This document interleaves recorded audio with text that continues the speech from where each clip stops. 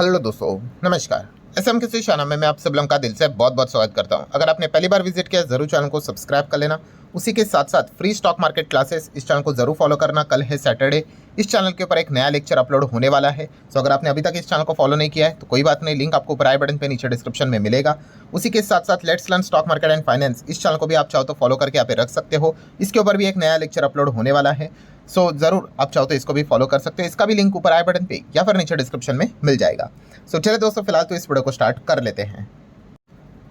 ठीक है दोस्तों, अभी हम लोग आ चुके हैं बिल्कुल हमारे नॉर्मल स्क्रीन के ऊपर। एंड दोस्तों, जैसे कि आपको बताइए Q2 के रिजल्ट का ही सीजन जारी है। बट आज के दिन की बात करें, सारे कंपनी एक तरफ और एक कंपनी जिसके Q2 के मतलब हम कह सकते हैं रिजल्ट का इंतजार हर कोई यहाँ पे कर रहा था, वो दूसरी तरफ। यस, कौन सी कंपनी के हम लोग बात कर रहे हैं? रिलायंस इंडस्ट्री। रिलायंस की परंपरा है, हमेशा वो यूजुअली फ्राइडे के दिन ही यहाँ पे अपने नंबर्स को प्रेस करते हैं, एंड वो भी मार्केट बंद होने के बाद।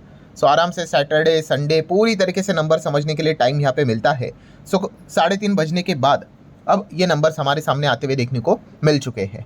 अभी हम इनके नंबर्स को स्टडी करने की कोशिश करेंगे, एक ओवरव्यू करने की कोशिश करेंगे। बहुत लंबे चौड़े रिजल्ट होते हैं इनके, बहुत सारे डेटा धीमे धीमे करके बाहर निकल कर आता है। और इम्पॉर्टेंट चीज़ ये है, यस, इसका इम्पैक्ट मंडे के दिन हम लोग को रिलायंस के शेयर पे तो देखने को मिलेगा, बट मार्केट के ऊपर भी देखने को मिल जाता है। बिकॉज रिलायंस का वेटेज आपको पता ही है, टॉप 3 मतलब 3rd नंबर की कंपनी हम लोग को देखने को मिल जाती है जिसका वेटेज है मार्केट के प्रति इंडिविजुअल निफ्टी में अगर बात करें तो। एंड जो 3rd सेक्टर वाइज भी जो आता है ऑयल गैस कंज्यूमेबल, उसमें भी रिलायंस का सबसे बड़ा वेटेज देखने को मिलता है। मतलब रिलायंस के पास भी इतनी ताकत है कि वो मार्केट को अपने दम के ऊपर मूव यहाँ पे करवा सकता है। प्लस मज़ेदार बात यह है दोस्तों कि नंबर आने से पहले आज ही के दिन रिलायंस का शेयर ऑलरेडी 1.5% ऊपर था। एंड प्लस पिछले 5 दिनों की बात कर ले तो 3.25% ऑलरेडी रिलायंस का शेयर हम लोग को ऊपर देखने को मिल चुका है। इसलिए हर कोई सोच रहा था कि भाई नंबर आने से पहले ही 5 दिन, आज का दिन लगातार तेज़ी देखने को मिल रही, तो ऐसे क्या नंबर आने वाले हैं। तो इसी के ऊपर हर किसी का फोकस यहाँ पे था। And point to be noted कि अगर आपके पास जियो फाइनेंस का भी शेयर है, जियो फाइनेंशियल सर्विसेज की भी अगर आप शेयर होल्डर, तो आपके लिए भी रिलायंस कंपनी के नंबर काफ़ी इंपॉर्टेंट रोल प्ले करेंगे। बिकॉज आप सभी लोगों को पता है, यस, JFS का भी बहुत बड़ा स्टेक रिलायंस में देखने को मिल जाता है। मतलब रिलायंस जिस दिशा में मंडे के दिन आपको देखने को मिलेगा, JFS भी यूजुअली उसी दिशा में हम लोग को चलते हुए देखने को यहाँ पे मिल जाता है। तो ठीक है दोस्तों, बेसिक इन्फॉर्मेशन मैंने आप लोगों को बता दी। आ जाते हैं अब रिलायंस की कंपनी के नंबर्स को एक ओवरव्यू यहाँ पे कर लेते हैं, कैसे रहे नंबर। तो सबसे पहले तो आप देख सकते हैं जो फिगर्स है वो सारे करोड़ों में ही देखने को मिल रहे हैं, ठीक है। देन थोड़ा सा मैं इसको जूम कर लेता हूं तो आप देख सकते हो कंसोलिडेटेड नंबर को ही हम स्टडी कर रहे हैं। इतने सारे सब्सिडरीज रिलायंस के अंडर आते हैं। सीक्वेंस सितंबर जून सितंबर मतलब 969 का सीक्वेंस है जैसा कि हमारा होता है। टोटल इनकम कितना है?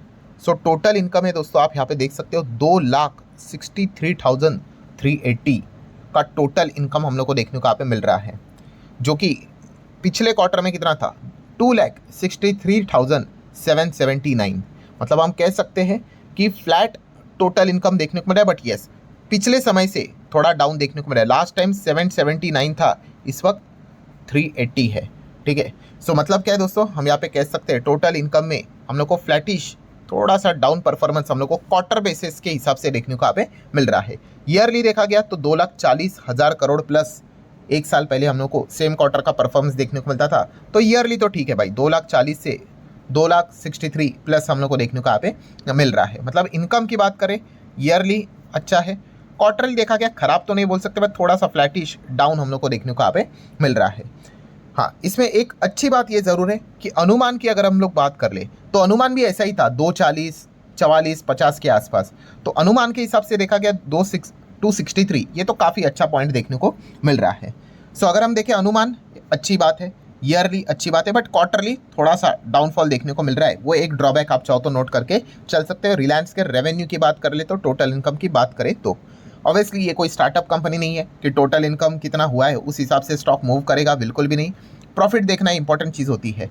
इतनी जो इनकम की है उसको कमाने के लिए भाई खर्चा भी तो करना पड़ता है। तो खर्चा कितना किया है तो चलिए उसको भी देख लेते हैं। 2,34,000 करोड़ प्लस का खर्चा देखने को मिल रहा है। ओहो, लास्ट टाइम कितना था देखिए, 2,26,000। क्या आप देख रहे हो यहाँ पे? आपको कुछ चीज़ें समझ में आनी चाहिए।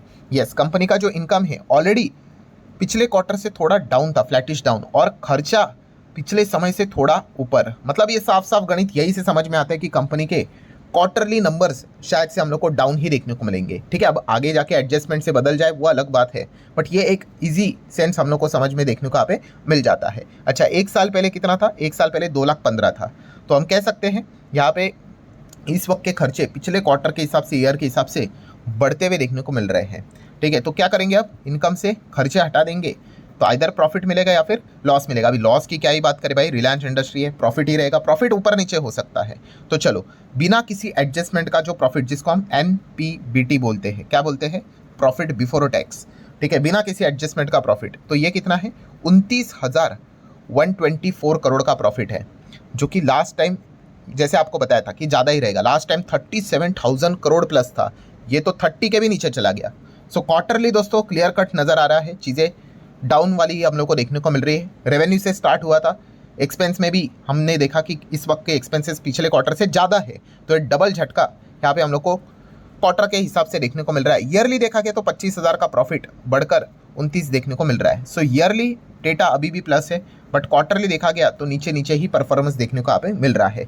तो ये हो गया दोस्तों टैक्स देने के पहले का परफॉर्मेंस। अब आगे बढ़ेंगे भाई, टैक्स देना पड़ेगा, मल्टीपल एडजस्टमेंट यहाँ पे होंगे, एंड उसके बाद आपको फाइनल प्रॉफिट मिलेगा जो कि है NPAT, net profit after tax. तो यह कितना है? तो आप यहाँ पे देख सकते हो, पैट लिखा हुआ है। सो आप इसको देख सकते हैं, 22,146। ठीक है, 22 के रेंज में देखने को मिलता था, जो कि पिछले क्वार्टर में 30,000 प्लस हम लोग को देखने को यहाँ पे मिलता था। और एक साल पहले कितने का था? 19 का।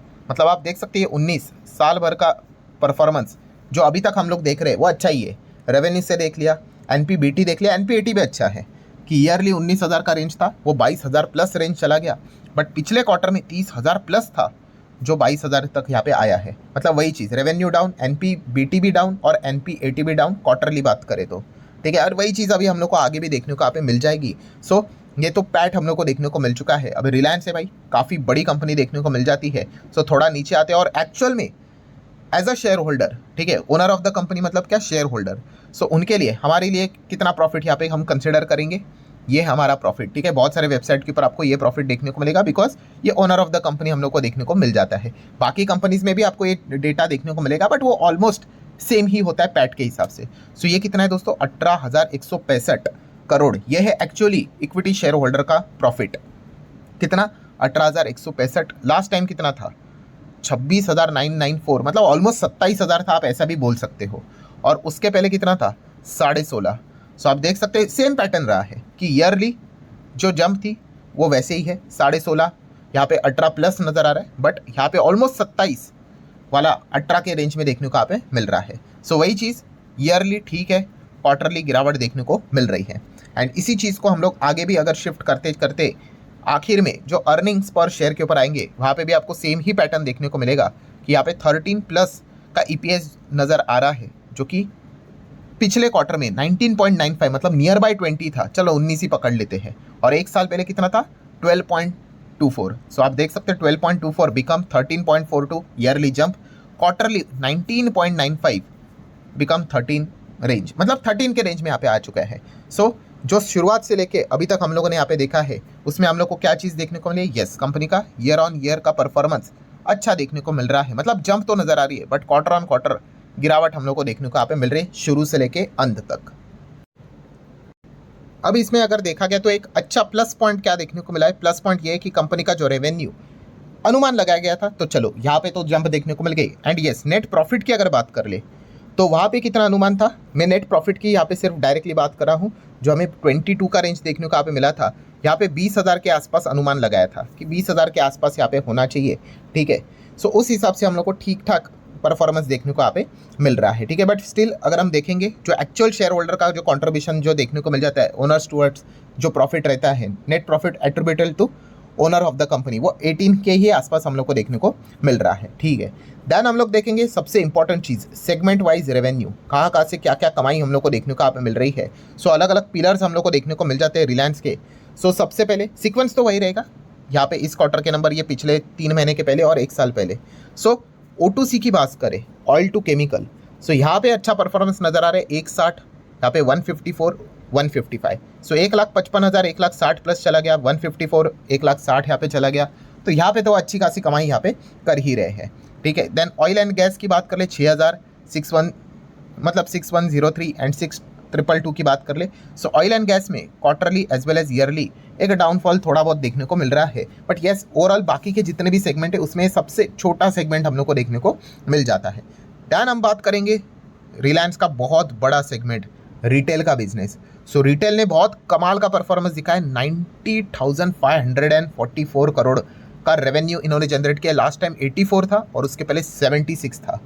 सो 76,000 प्लस 90,000 प्लस चला गया और 84,000 प्लस 90,000 प्लस चला गया। तो रिटेल ने कमाल का परफॉर्मेंस दिखाया, इसमें कोई शक की गुंजाइश यहाँ पे है नहीं।